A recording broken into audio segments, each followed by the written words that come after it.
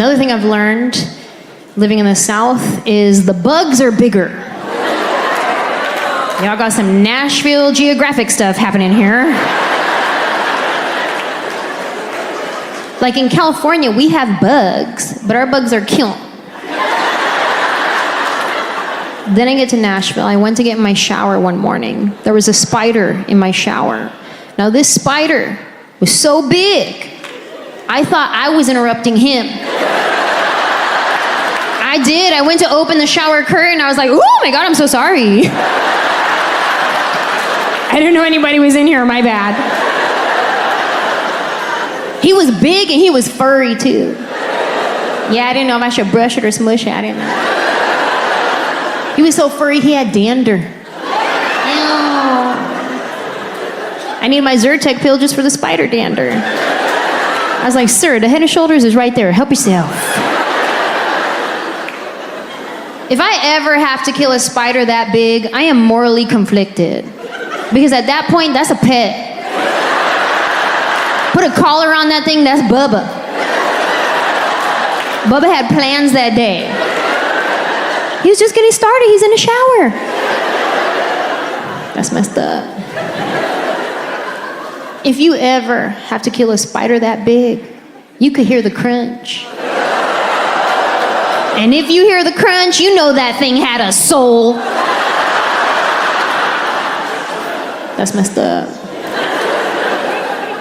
I used to kill any spider or bug that was around me because I don't like bugs at all. But over the past couple of years, I have this newfound respect for nature and insects. So now, if I ever see a spider in my house, what I like to do is scoop it up in a container, take it outside, throw it in a bush, and then immediately go like this.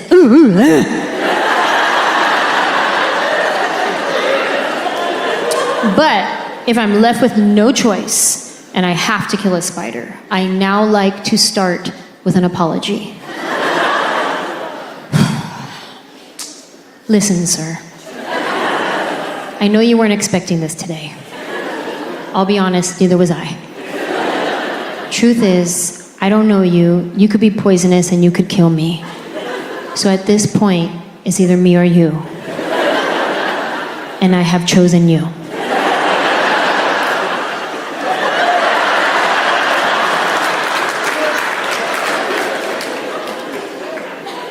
There was this one night, I was home alone, by myself. Because that's what home alone means. And I was watching The Night Stalker. Did you guys see that one? The documentary about the serial killer that was in Southern California, like back in the 80s. So I'm home alone watching this show, super creepy. Episode's done, I turn the TV off, and all of a sudden, I hear this on my front window. I said, nope.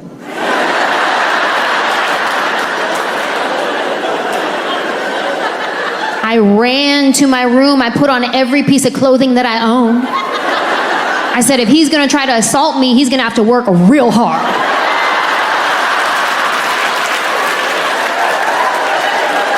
I don't have no weapons in the house. What's my self-defense weapon? Denim, 3 pair.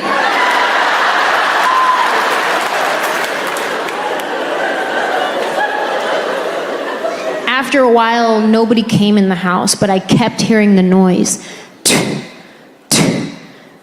Finally, I go to the window, I move the curtain, and I look outside, and it's not a psychopath trying to kill me. It was a mosquito.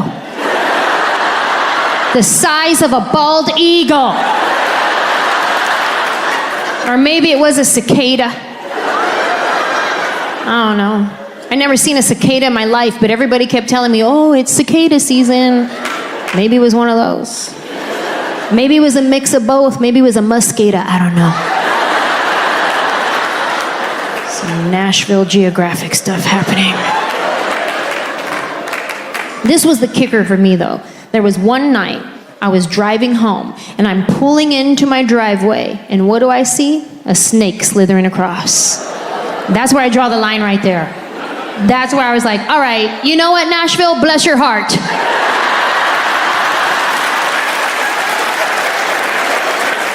This is getting ridiculous.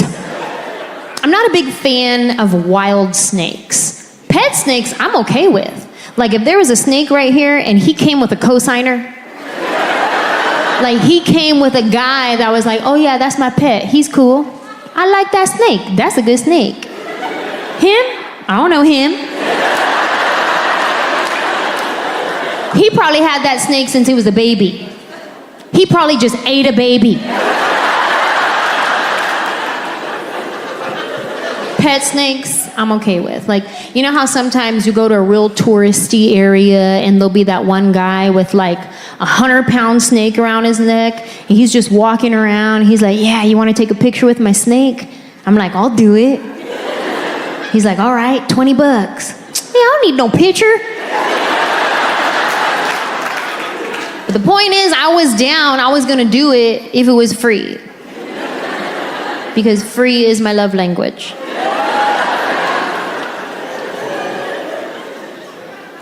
Learning a lot.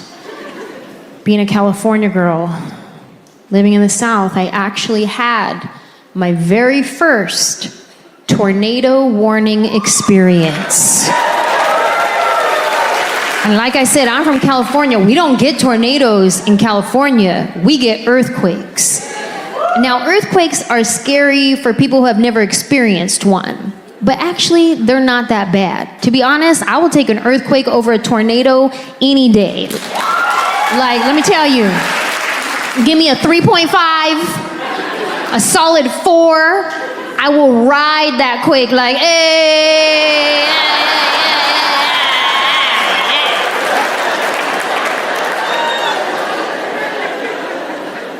But a tornado, though? I don't know anything about tornadoes. This is what happened. We were asleep. It was 3 a.m. I get one of those Amber Alerts on my phone. The alert that goes off real loud. And I was like, okay, first of all, what child is getting kidnapped at 3 a.m. that they need to wake me up to tell me about it? What VIP child is this? That they think at 3 a.m. I'm gonna run outside looking for Honda Civics. A silver one, it's always silver.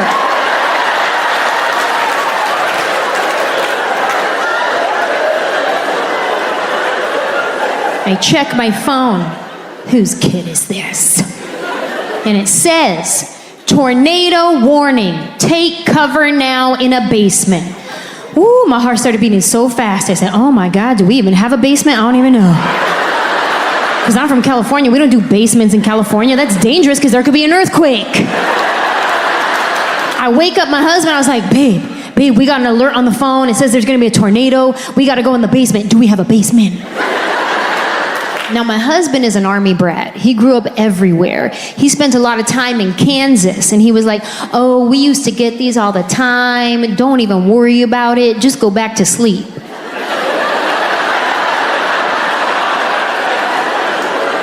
To sleep? But they just woke me up. I don't think that's what they want. He was like, what county is it in? Oh yeah, that's like 5 miles away. We're good. We could watch it from the front.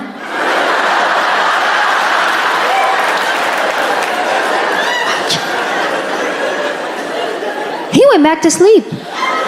Wasn't even stressed at all. I got up. I said, oh no, this is an emergency. We sleep with one of those sleep sound machines that plays like the rain sounds. So we were already in the midst of a storm. We had our own storm going on. It was on surround sound, so it was real loud. There was stuff blowing up on the windows, but I didn't even notice because I just thought it was a good episode that night. I was like, ooh, this one's realistic, favorite.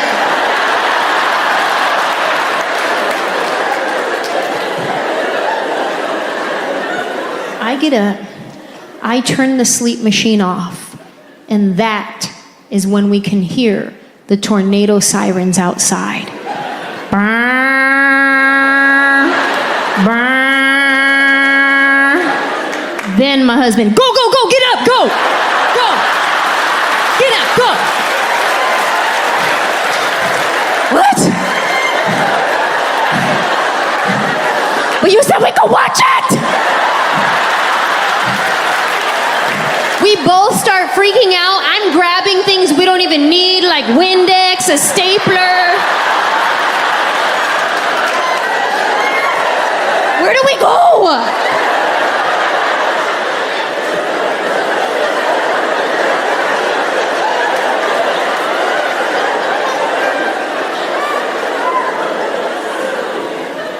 Turns out we do have a basement. Guess where it is? Outside. Like we're in the Wizard of Oz.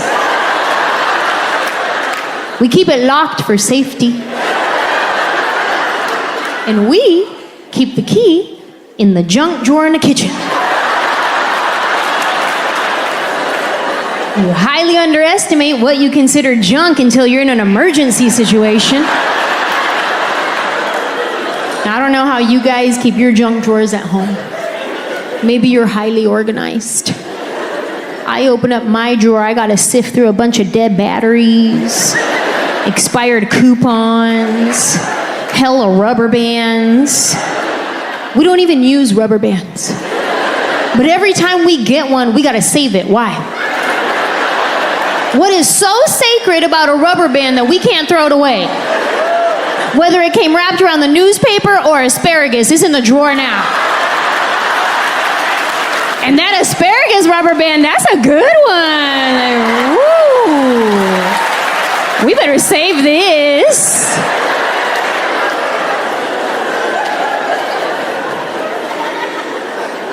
Got about 86 keys in here. We don't even have 86 locks. Finally find the basement key. We go outside, unlock the door, get down into the basement, and that is when we realize that we are fully unprepared for this situation. We have no emergency necessities down there. No water, no food, no batteries, nothing. Just me, my husband, and hella spiders. And they were all looking at me real suspect-like too. Like they recognize me.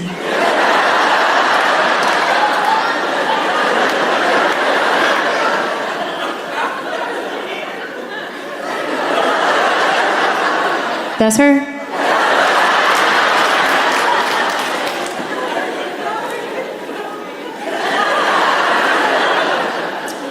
Listen, ma'am. I know you weren't expecting this today.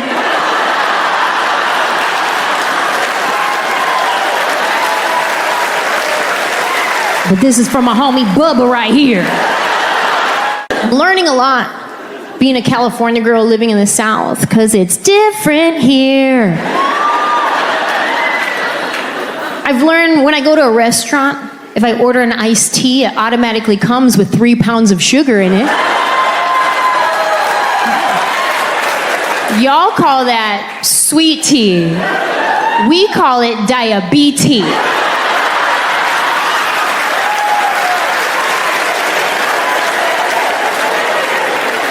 Learning a lot.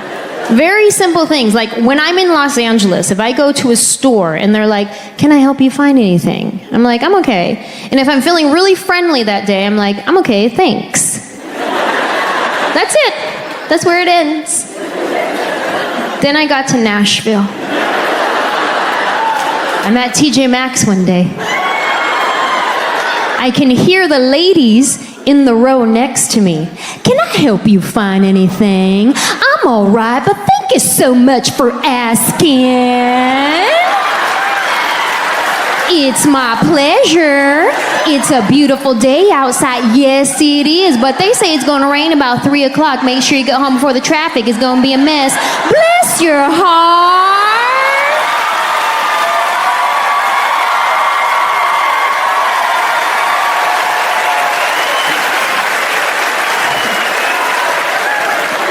I was like, ooh, I don't know if I have energy for the South. I don't know how to do it. Like, who stops talking first? Then I look around the corner and neither one of them even worked there.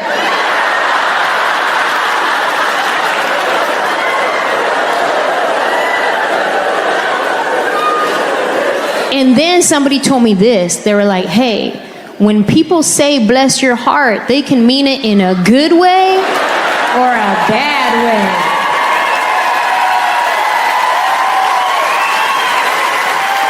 And I was like, what? Like, how you do a bad bless?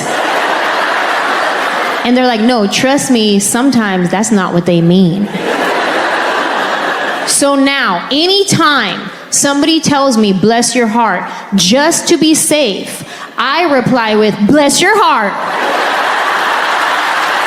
Yeah, I wish you would bless my heart. Bless it again, go ahead.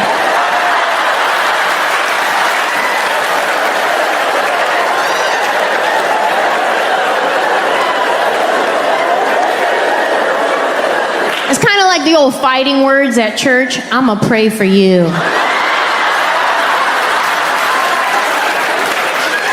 Oh, that's funny, because I'm already praying for you. Yeah, you been on my prayer wall. About to lay hands on you too, say I won't.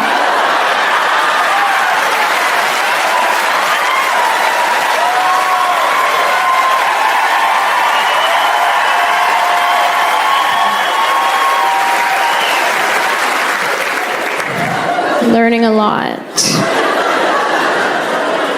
When we first got to Nashville, we were trying to figure out what part of the city we wanted to live in. Like, where do we fit in? Where do we vibe with? Finding out this county has good schools, this county doesn't. This county believes in COVID, this county doesn't.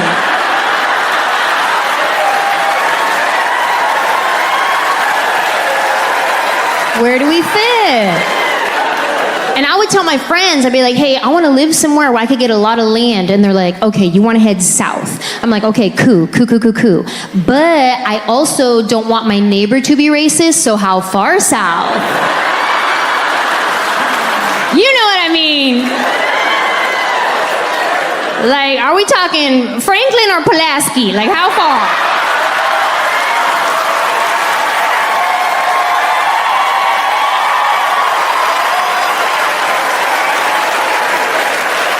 Because when you get to the deep, deep south, it's scary. I've seen movies. I'm not trying to do that. I mean, if they have a TJ Maxx there, I will pray about it. And I'm a good neighbor. Like State Farm, I'm there. I love my neighbors. I'm the one that has everybody's phone number. And if I haven't seen you in a while, I will send you a text. Are you good? Do I need to do a welfare check? I got your back. Because I love my neighbors. Every holiday season, I'm gonna get my neighbors a gift. Not the whole neighborhood, just the houses I can see from a front window. Because I love my neighbors, as long as they love me. And I know that's not how the Bible verse goes. But that is my interpretation. This is not the New King James Version. This is a new Queen Anjehla version. This is Anjehla 5:14. Do unto me as you want to get done. That's how you say amen in my Bible.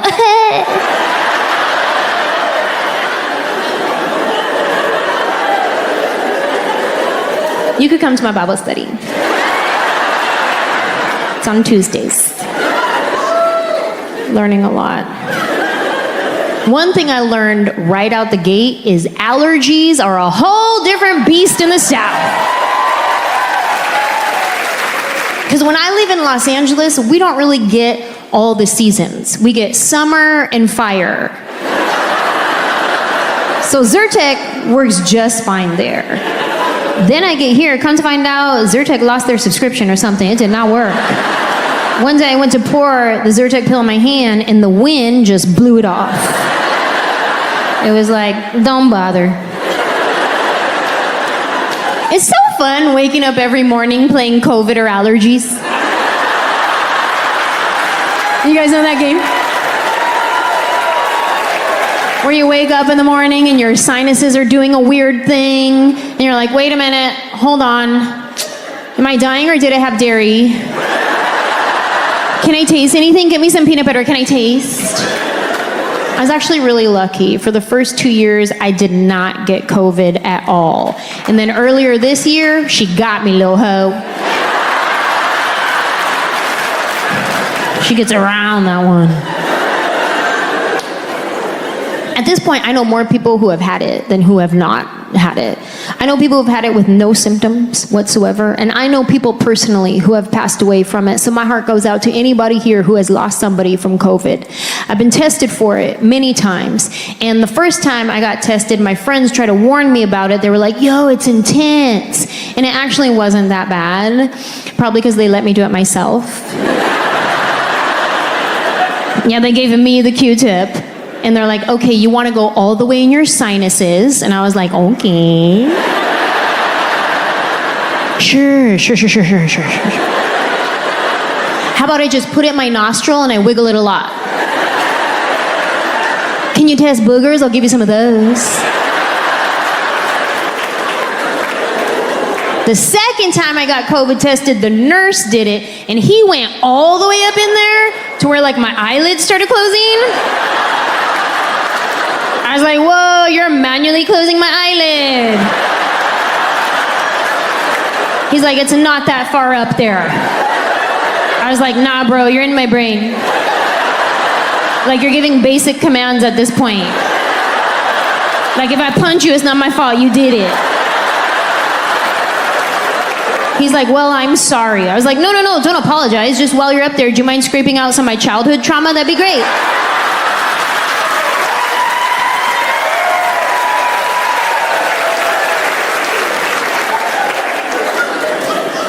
Could you imagine if that was a real option?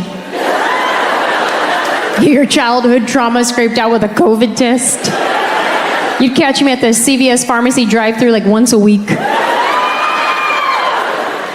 They're like, can we help you? Hi, I'm here for my COVID test. Also, when I was 8, my mom forgot me at the store.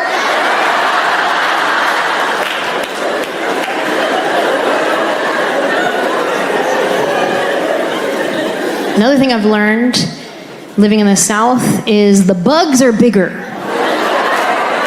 Y'all got some Nashville Geographic stuff happening here. Like in California, we have bugs, but our bugs are cute. Then I get to Nashville. I went to get in my shower one morning. There was a spider in my shower. Now this spider was so big, I thought I was interrupting him. I did. I went to open the shower curtain. I was like, oh my God, I'm so sorry. I didn't know anybody was in here, my bad. He was big and he was furry too. Yeah, I didn't know if I should brush it or smush it. I didn't know. He was so furry, he had dander. Ew. I need my Zyrtec pill just for the spider dander. I was like, sir, the Head and Shoulders is right there. Help yourself. If I ever have to kill a spider that big, I am morally conflicted.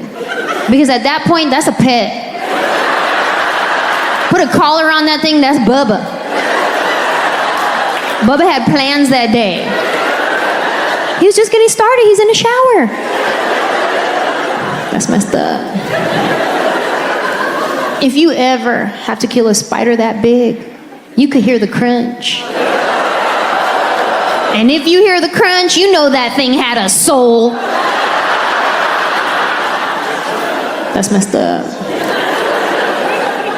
I used to kill any spider or bug that was around me because I don't like bugs at all. But over the past couple of years, I have this newfound respect for nature and insects. So now, if I ever see a spider in my house, what I like to do is scoop it up in a container, take it outside, throw it in a bush, and then immediately go like this.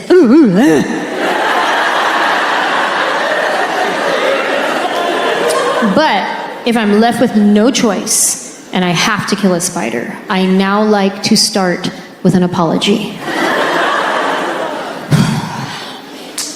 Listen, sir. I know you weren't expecting this today. I'll be honest, neither was I. Truth is, I don't know you. You could be poisonous and you could kill me. So at this point, it's either me or you. And I have chosen you.